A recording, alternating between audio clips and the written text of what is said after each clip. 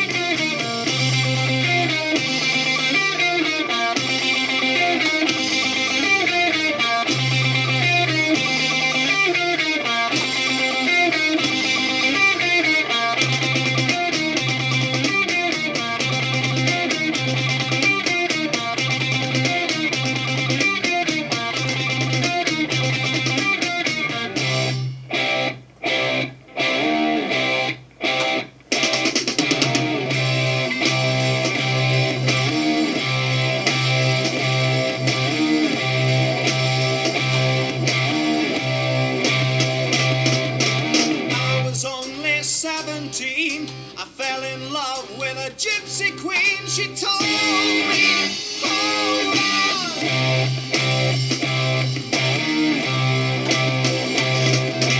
Father was the leading man. Said you're not welcome on our land. And then as a foe, he told me to go.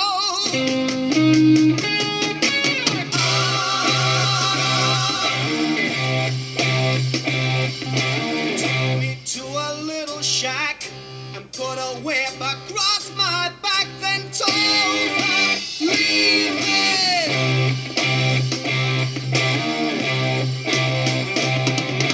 I was out for quite a time, came back with her on my mind. Sweet little girl, she means all the world.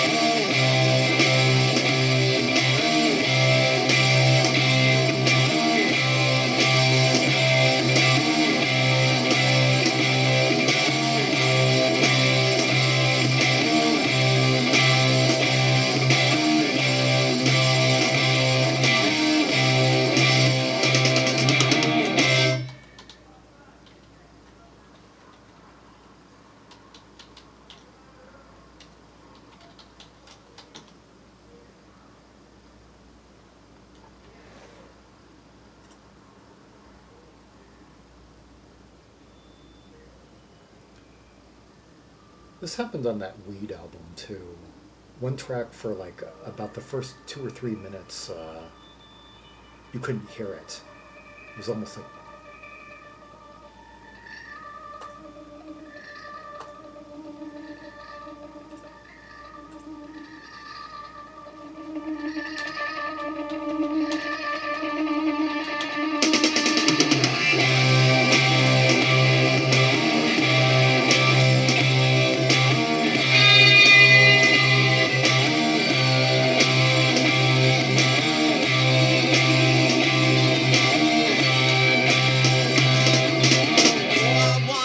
gypsy queen? Will she still be torn between her father and lover?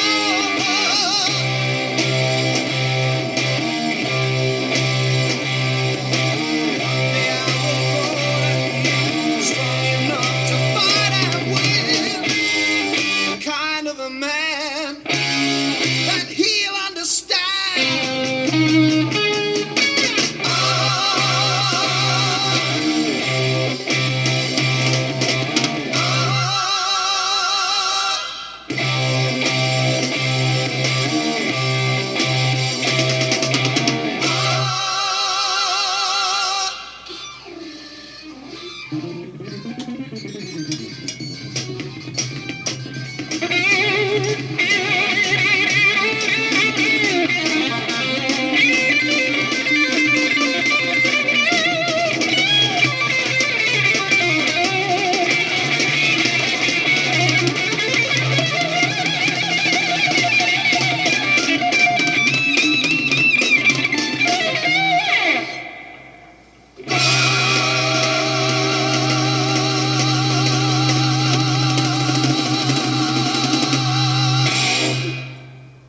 And that was Gypsy by Uriah Heep.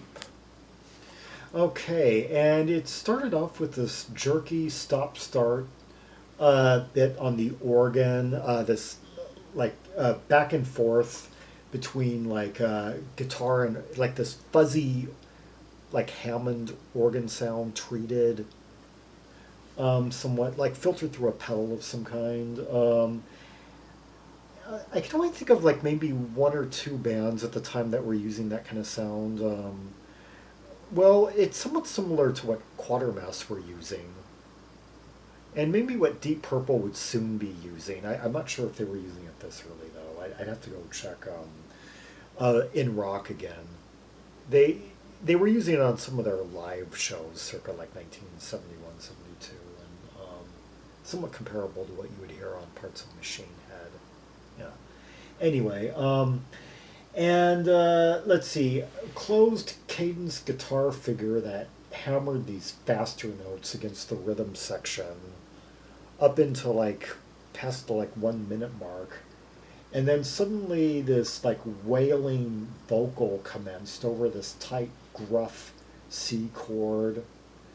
Yeah, and then at around the somewhere after the 2.5 minute mark or so, it went into this lengthy, flowing organ guitar fuzz jam in the key of C. I was trying to determine whether it was major or minor. It sounded kind of like there was a dull note in it, but I was like going like I kept on in my head like running like an E or an E flat to see which felt more natural, and I couldn't quite. I think it was C major, but something about it felt kind of dull. Then I was also testing to see whether I could hear a seventh in it, like a B flat, and there was something about maybe it may have been where it was just like a bar chord, like an open fifth with no third in it on several instruments, but one instrument was like either throwing in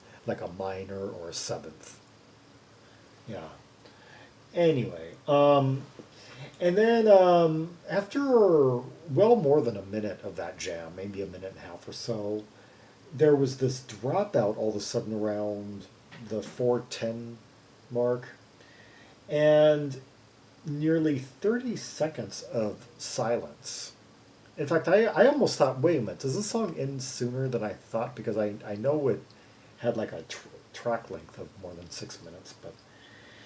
And then just as I thought maybe I have to end this video early, this feedback distortion kind of came out from the other and heralded a reboot of the verse, and went through some, movements that we had heard already. And then that refrain kind of struck me as perhaps the moment where they codified their signature style of harmony, this band. And then all of a sudden it went into this like fuzzy freeform extravaganza that took the song out to its end. Yeah, that was Gypsy, all 6 minutes and 37 seconds of it. The first track off their 1970 debut album, Very Eavy, Very Umble. Yeah, the first of what would become a long run of albums over the next 15 years from a band that was very prolific at times. In fact, by the end of 1972, they would have 5 albums out. Yeah, because 71 and 72 would both be 2 album years for the band. And I think 73 was too, considering they had, if you count live albums, yeah. And let's see the lyrics to this one. Was only 17. I fell in love with a gypsy queen. She told me, hold on. Her father was the leading man, said, you're not welcome on our land. And then as a foe, he told me to go. He took me to a little shack and put a whip across my back, then told her, leave me. I was out for quite a time, came back with her on my mind.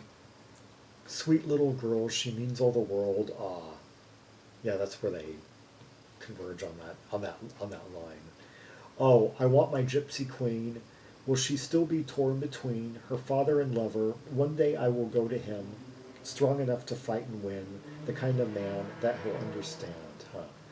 Wonder what he means by that. Does he mean that he'll go off and prove that he's a fighter and prove to the dad that he's worthy of his daughter's hand, or fight the father, in which case I don't think he's gonna succeed at wooing her. Anyway, and let's see, David Byron, lead vocals. Yeah, the guy who would sing on all Uriah Heep albums up through, I guess, 1977 anyway, and then go solo and pass away in the 1985. Yeah, and then Ken Hensley on organ. He's also credited with Mellotron on the album and slide guitar. Yeah, and a multi-instrumentalist who would record solo from time to time, and Mick Box on lead guitar. And those 3 guys, yeah, the Hensley and Box providing some backup vocals at times, and then Paul Newton bass, and several drummers credited on this album, including Nigel Olsson, yeah, from Elton John's backing band. Yeah, and this being like the standout track on the first album, I'd say the one true classic to come from this first set. The next 4 albums, though, would be a lot stronger front to back. Yeah, and this band would be so prolific. In fact, the members had been prolific. I kind of like lose track of all the things that were going on leading into this. I mean, a couple of the guys were in the Gods. Like another, it was like the parties of like the Gods and Spice and Weed and one other, like yeah. Anyway, yeah, a lot of talent that was just had a lot of energy to burn around this time, and they finally found kind of a lasting vehicle in Uriah Heep. For more rubies and sapphires from the catalog of Uriah Heep, see the directory of albums by English U artists linked in the description below for red hot tracks and purples from all the Uriah Heep albums from 1970 to 1983 anyway. I don't think I worked through the 85 one yet. Yeah. Like and subscribe, follow me on social media, share the video, and leave a comment if there are any observations you have about the track we just heard, the arrangement, the structure of the track, the soloing, the riffage. Yeah, what did you think was the strongest moment?